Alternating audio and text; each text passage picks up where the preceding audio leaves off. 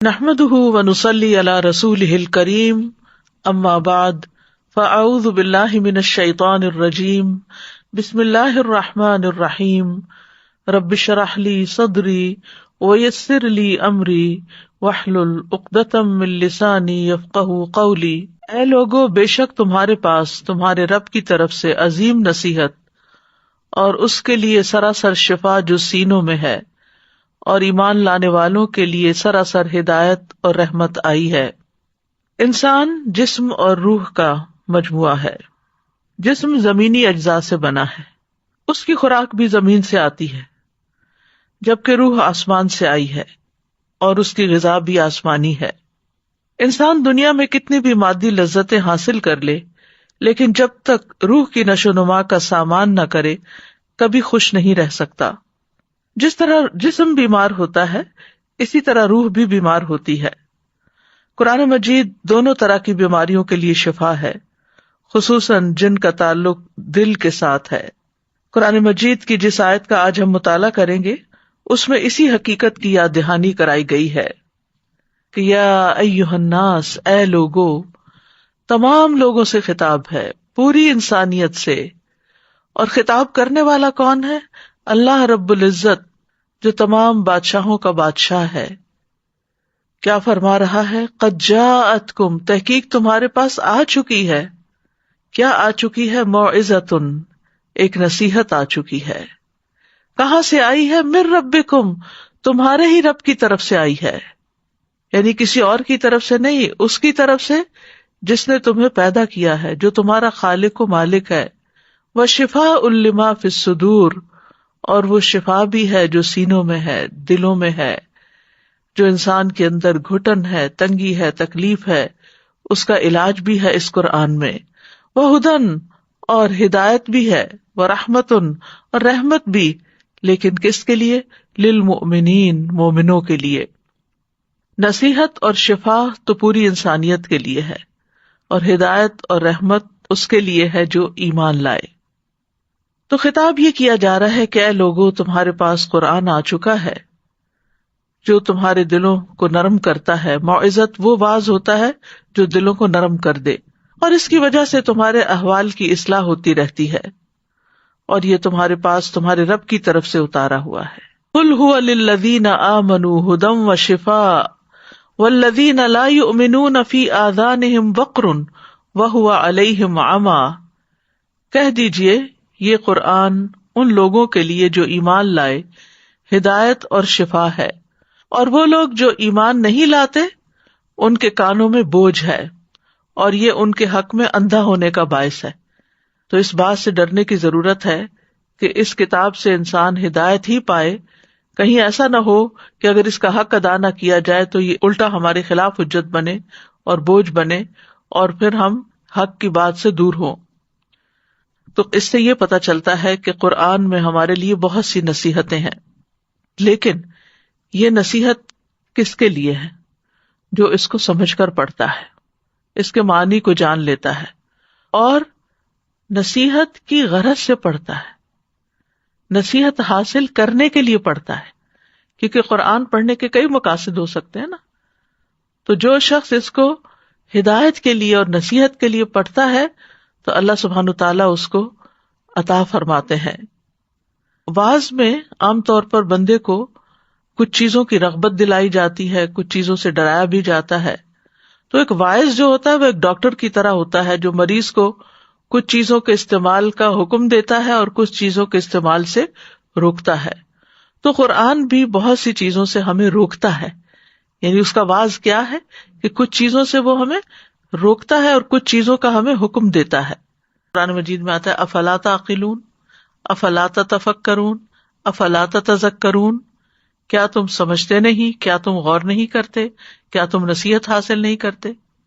اسی طرح قرآن واقعات کے ذریعے نصیحت کرتا ہے، واقعات کے ذریعے، یعنی اوپر ہم نے جو مین آیت پڑھی اس میں آیا نا کہ یہ تمہارے پاس ایک نصیحت آ گئی ہے، تو نصیحت کس کس انداز میں؟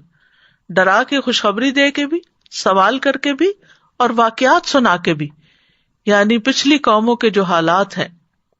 وَكُلًّا نَقُصُّ عَلَيْكَ مِنْ أَنْبَاءِ الرُّسُلِ مَا نُثَبِّتُ بِهِ فُؤَادَكَ وجاءک فی ھذہ الحق وموعظۃ وذکریٰ للمؤمنین، اور ہم رسولوں کی خبروں میں سے ہر وہ چیز تجھ سے بیان کرتے ہیں جس کے ساتھ ہم آپ کے دل کو ثابت رکھتے ہیں، اور آپ کے پاس ان میں حق اور مومنوں کے لیے نصیحت اور یاد دہانی آ گئی ہے۔ اور پھر اولین و آخرین کی خبر دے کر، تو عبداللہ بن مسعود کہتے ہیں کہ جو شخص علم حاصل کرنا چاہتا ہے اسے چاہیے کہ قرآن میں غور و فکر کرے، اس لیے کہ اس میں پہلے اور پچھلے تمام علوم موجود ہیں، یعنی ہر دور کے مطابق یہ قرآن نصیحت کرتا ہے۔ دوسری صفت جو اس آیت میں بتائی گئی ہے وہ ہے وَشِفَاءٌ لِمَا فِی الصُّدُورِ، کہ قرآن میں شفا ہے۔ ابن قیم کہتے ہیں قرآن سینے کی بیماریوں کے لیے شفا ہے، یہ ان وسوسوں، خیالات اور فاسد ارادوں کو ختم کر دیتا ہے جو شیطان دل میں ڈالتا ہے۔ اور سینے کو خاص کرنے کی وجہ کیا ہے؟ کیونکہ یہ دل اور دیگر اعضاء کا مقام ہے، یعنی سارے اعضاء ہمارے دل کے ساتھ ہی جڑے ہوئے ہیں، اگر دل کو کوئی تکلیف پہنچتی ہے تو سارے اعضاء متاثر ہوتے ہیں، تو اس وجہ سے خاص طور پر صدور کا لفظ آیا جو سینوں کے اندر دل کو محفوظ کیا گیا ہے۔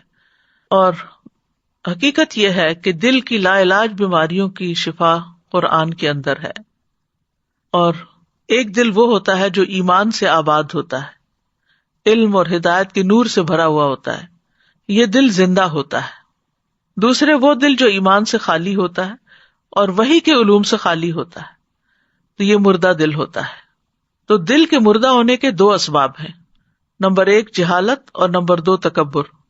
جہالت جو ہے دل اور ایمان اور نور کے درمیان رکاوٹ بن جاتی، اور تکبر انسان کو علم حاصل نہیں کرنے دیتا۔ تو قرآن جہالت کو ختم کرنے کا ذریعہ ہے۔ جب دلوں کی جہالت ختم ہو جاتی ہے تو دل ایمان کے ساتھ لہلہانے لگتے ہیں، قرآن سے منور ہو جاتے ہیں، روشن ہو جاتے ہیں۔ تو قرآن میں جو شفا ہے وہ 3 طرح سے ہوئی، ایک یہ کہ گمراہی سے شفا کیونکہ اس میں ہدایت ہے، دوسرے بیماری سے شفا کیونکہ اس میں برکت ہے، اور تیسرے فرائض اور احکام کو معلوم کرنے کے بارے میں شفا کیونکہ اس میں ہر چیز کی وضاحت ہے کہ قرآن کے ہر حرف میں شفا ہے۔ وَنُنَزِّلُ مِنَ الْقُرْآنِ مَا هُوَ شِفَاءٌ وَرَحْمَةٌ، اور ہم قرآن میں جو کچھ بھی نازل کرتے ہیں وہ مومنوں کے لیے شفا اور رحمت ہے، یعنی اس کا مطلب یہ ہے کہ ہم نے قرآن کو بطور شفا نازل کیا ہے، کیونکہ اس میں موجود ہر حرف شفا دیتا ہے، اور قرآن سے شفا حاصل کرنا صرف اس کے بعض حصے کے ساتھ ہی مخصوص نہیں، پورا قرآن ہی شفا ہے۔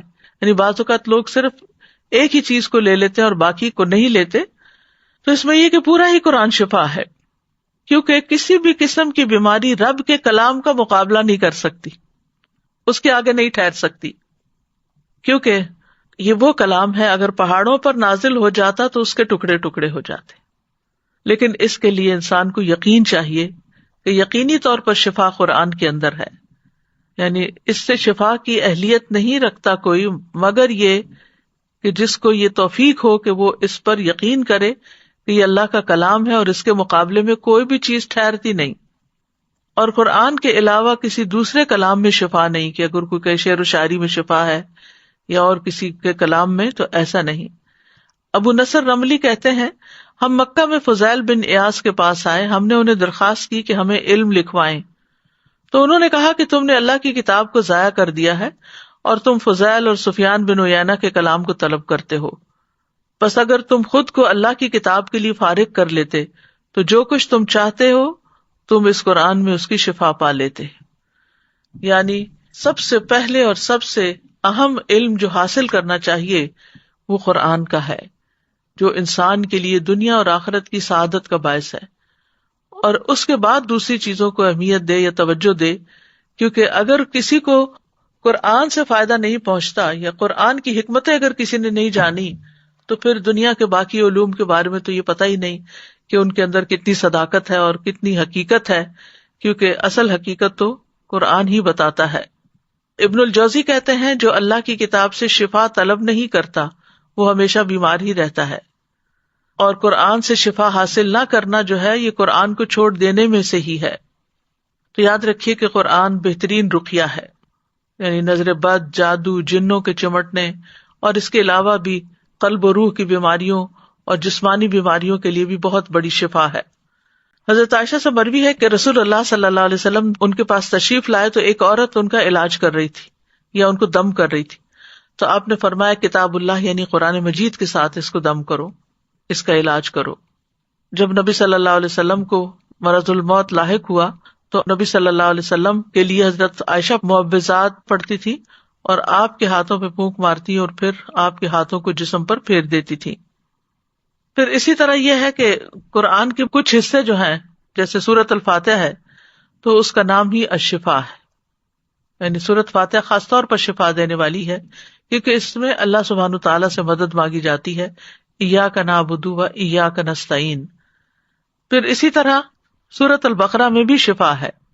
ابو امامہ کہتے ہیں میں نے رسول اللہ صلی اللہ علیہ وسلم کو یہ فرماتے ہوئے سنا کہ سورۃ البقرہ پڑھا کرو، کیونکہ اس کا پڑھنا باعث برکت ہے اور اس کا چھوڑنا باعث حسرت ہے، اور جادوگر اس کو حاصل کرنے کی طاقت نہیں رکھتے۔ پھر اس آیت سے یہ بھی پتہ چلتا ہے کہ قرآن ہدایت ہے۔ شہر رمضان الذی انزل فیہ القرآن ھدی للناس وبینات من الھدی والفرقان، رمضان کا مہینہ وہ ہے جس میں قرآن نازل کیا گیا ہے جو لوگوں کے لیے سراسر ہدایت اور حق و باطل میں فرق کرنے کی واضح دلیلیں ہیں۔ پھر اسی طرح سورۃ بنی اسرائیل میں آتا ہے کہ یہ قرآن سب سے زیادہ درست رستے کی طرف انسان کی رہنمائی کرتا ہے۔ ان ھذا القرآن یہدی للتی ہی اقوم ویبشر المؤمنین الذین یعملون الصالحات ان لہم اجرا کبیرا، بلا شبہ یہ قرآن اس راستے کی ہدایت دیتا ہے جو سب سے سیدھا ہے، اور ان ایمان والوں کو جو نیک عمل کرتے ہیں بشارت دیتا ہے کہ ان کے لیے بہت بڑا اجر ہے۔ تو اس سے یہ پتہ چلتا ہے کہ اگر کوئی شخص واقعی ہدایت کا، سیدھے رستے کا، حق کا متلاشی ہے تو اس کو قرآن پڑھنا چاہیے، قرآن کو سمجھنا چاہیے۔ پھر اسی طرح یہ کہ یہ سلامتی کی راہیں دکھانے والی کتاب ہے۔ قرآن مجید میں آتا ہے قد جاءکم من اللہ نور و کتاب مبین یہدی بہ اللہ من اتبع رضوانہ سبل السلام، سورۃ المائدہ کی آیات ہیں جن کا مطلب ہے بے شک تمہارے پاس اللہ کی طرف سے ایک روشنی اور واضح کتاب آئی ہے جس کے ساتھ اللہ ان لوگوں کو جو اس کی رضا کے پیچھے چلے سلامتی کے راستوں کی ہدایت دیتا ہے۔ پھر اسی طرح یہ ہے کہ یہ کتاب زندگی کے تمام معاملات میں رہنمائی دیتی ہے، بشرطے کہ انسان رہنمائی کی غرض سے اس کی طرف رجوع کرنے والا ہو۔ قرآن مجید میں آتا ہے وَنَزَّلْنَا عَلَيْكَ الْكِتَابَ تِبْيَانًا لِكُلِّ شَيْءٍ وَهُدًى وَرَحْمَةً وَبُشْرَى لِلْمُسْلِمِينَ، اور ہم نے جو تجھ پر کتاب نازل کی اس حال میں کہ ہر چیز کا واضح بیان ہے، یعنی آپ زندگی کے کسی بھی مسئلے کے بارے میں اس سے رہنمائی حاصل کرنا چاہیں، اس کو پڑھتے چلے جائیں، آپ رہنمائی پا جائیں گے۔ رسول اللہ صلی اللہ علیہ وسلم نے فرمایا میں معراج کی رات ایسے لوگوں پر گیا جن کے ہونٹ آگ کی کینچیوں سے کاٹے جا رہے تھے، جب بھی وہ کاٹے جاتے تو وہ مکمل ہو جاتے۔ میں نے پوچھا جبریل یہ کون لوگ ہیں؟ انہوں نے کہا یہ آپ کی امت کے وہ خطیب ہیں جو وہ بات کہتے تھے جو خود نہیں کرتے تھے۔ بعض اوقات ہم چیز فارورڈ پہ فارورڈ کرتے چلے جاتے ہیں لیکن یہ نہیں سوچتے کہ اس پر ہم نے خود بھی عمل کیا یا نہیں، یا وہ ہمیں سمجھ بھی آئی یا نہیں۔ پھر اسی طرح یہ ہے کہ اگر کوئی شخص اس سے منہ موڑتا ہے، تکبر کر کے اس پر اڑا رہتا ہے، گویا اس نے کچھ سنا ہی نہیں، تو قرآن میں آتا ہے فبشرہ بعذاب علیم، اس کو دردناک عذاب کی بشارت دے دو۔ یعنی اگر وہ غور و فکر نہیں کرتا اور آیات سنتا ہے، تکبر کرتے ہوئے اپنی مرضی اور اپنے خیالات پہ اڑا رہتا ہے، تو پھر اس کے لیے عذاب کی بشارت ہے۔ پھر اسی طرح قرآن سے غفلت برتنے والے کی سزا ایک حدیث میں نبی صلی اللہ علیہ وسلم بتاتے ہیں کہ خواب میں آپ نے دیکھا کہ ایک شخص جس کا سر پتھر سے کچلا جا رہا تھا وہ قرآن کا حافظ تھا، مگر وہ اس قرآن سے غافل ہو گیا اور فرض نماز پڑھے بغیر سو جایا کرتا تھا۔ اور چوتھی صفت اس کتاب کی ہے وَرَحْمَةٌ لِّلْمُؤْمِنِينَ، یہ قرآن رحمت ہے مومنوں کے لیے۔ رحمت سے مراد وہ بھلائی، احسان، دنیاوی اور اخروی ثواب ہے جو ہدایت یافتہ انسان کو حاصل ہوتا ہے۔ یعنی قرآن رحمت ہے، اور یہ رحمت کس کو حاصل ہوتی ہے؟ جو ہدایت پر ہوتا ہے۔ تو معلوم ہوتا ہے کہ ہدایت بہترین وسیلہ ہے اور رحمت مطلوب ہے، اور اس کی طرف صرف اہل ایمان ہی کو رہنمائی حاصل ہوتی ہے، اور اہل ایمان ہی اس کی رحمت سے نوازے جاتے ہیں۔ اور یہ ایمان والوں کے لیے ہی ہدایت اور رحمت ہے۔ قرآن مجید میں آتا ہے وَهُدًى وَرَحْمَةٌ لِّلْمُؤْمِنِينَ، اور پھر جو اس قرآن کا انکار کرتا ہے تو یہ قرآن ان کے اندھے پن کا سبب بن جاتا ہے، اور اس کے ساتھ کفر کرنے کی سزا ہمیشہ کی بھڑکتی ہوئی آگ ہو جاتی ہے۔ اسی لیے کہا کہ یہ ایمان والوں کے لیے رحمت ہے، جو ایمان نہیں لاتے اس پر ان کے لیے رحمت نہیں بنتی بلکہ اندھے پن کا سبب بنتی ہے۔ پھر اسی طرح جو لوگ اس کتاب کو تھام لے وہ اللہ کی رحمت میں داخل ہوں گے۔ سورۃ النساء میں اللہ تعالیٰ فرماتے ہیں یا ایھا الناس قد جاءکم برہان من ربکم وانزلنا الیکم نورا مبینا فاما الذین آمنوا باللہ واعتصموا بہ فسیدخلہم فی رحمت منہ وفضل ویہدیہم الیہ صراطا مستقیما۔ اے لوگو، بے شک تمہارے پاس تمہارے رب کی طرف سے ایک واضح دلیل آ چکی ہے، اور ہم نے تمہاری طرف ایک واضح نور نازل کیا ہے، تو جو لوگ اللہ پر ایمان لائے اور اسے مضبوطی سے تھام لیا تو عنقریب وہ انہیں اپنی خاص رحمت اور فضل میں داخل کرے گا اور انہیں اپنی طرف آنے کی رہنمائی عطا کرے گا۔ تو اس آیت سے بھی یہ بات پتہ چلتی ہے کہ اللہ تعالیٰ کی رحمت اور فضل حاصل کرنے کے لیے ایمان لا کر اس کتاب کو مضبوطی سے تھامنا ضروری ہے۔ اور مضبوطی کا مطلب یہ نہیں کہ بس جکڑ پکڑ کے رکھے اس کو، مطلب یہ کہ اس کے ساتھ اسٹرانگ کنیکشن ہو ہمارا۔ پھر اسی طرح جب تلاوت قرآن ہوتی ہے گھروں میں، اس وقت فرشتے ان گھروں کو ڈھانپ لیتے ہیں، جیسا کہ اس حدیث میں آتا ہے جو لوگ اللہ کے گھروں میں سے کسی گھر میں اللہ کی کتاب کی تلاوت کرتے ہیں اور اس کی تعلیم میں مصروف ہوتے ہیں، ان پر سکینت نازل ہوتی ہے اور رحمت انہیں ڈھانپ لیتی ہے اور فرشتے انہیں گھیر لیتے ہیں، اور اللہ ان کا ذکر اپنے پاس موجود فرشتوں میں کرتا ہے۔ گھروں سے شیاطین بھاگ جاتے ہیں، اس کی بدولت جان اور مال اور اولاد میں برکت ہوتی ہے۔ اللہ تعالیٰ اس کے ذریعے کچھ لوگوں کے درجات بلند کرتا ہے، دنیا میں بھی عزت عطا کرتا ہے اور آخرت میں بھی۔ امام ابراہیم مقدسی اپنے شاگرد عباس بن عبد الدائم کو کہا کرتے تھے قرآن کی تلاوت کثرت سے کرو اور اسے ترک نہ کرو، تو جو تم طلب کرنا چاہتے ہو وہ تمہارے لیے اتنا ہی آسان ہو جائے گا جتنا تم قرات کرو گے۔ یعنی کسی مقصد کے لیے آپ اگر پڑھتے ہیں تو جتنا آپ پڑھتے جاتے ہیں اور دل کی حضوری بھی ہوتی ہے تو اتنا ہی آپ کا مسئلہ جلد حل ہوتا ہے۔ پھر اسی طرح یہ ہے کہ دنیا اور آخرت میں نجات ملتی ہے، بے پناہ اجر ملتا ہے، اور آخرت میں خاص طور پر قبر کے عذاب سے حفاظت کا ذریعہ ہے۔ قیامت کے دن قرآن انسانی شکل میں آئے گا جس کا رنگ اڑا ہوا ہوگا، وہ کہے گا میں وہی ہوں جس نے تجھے رات میں بیدار رکھا، یعنی تہجد یا تلاوت تراویح وغیرہ کے لیے، اور دن میں تجھے پیاسا رکھا۔ قیامت کے دن قرآن سفارشی بن کر آئے گا، بندے پر سایہ کرے گا، انسان کے لیے گواہی دینے والا ہوگا۔ قاری قرآن کے لیے عزت کا تاج اور اللہ کی رضامندی نازل ہوگی۔ والدین کے سر پر نور کا تاج پہنایا جائے گا۔ قرآن پڑھنے والوں کا جنت میں بہترین مقام ہوگا۔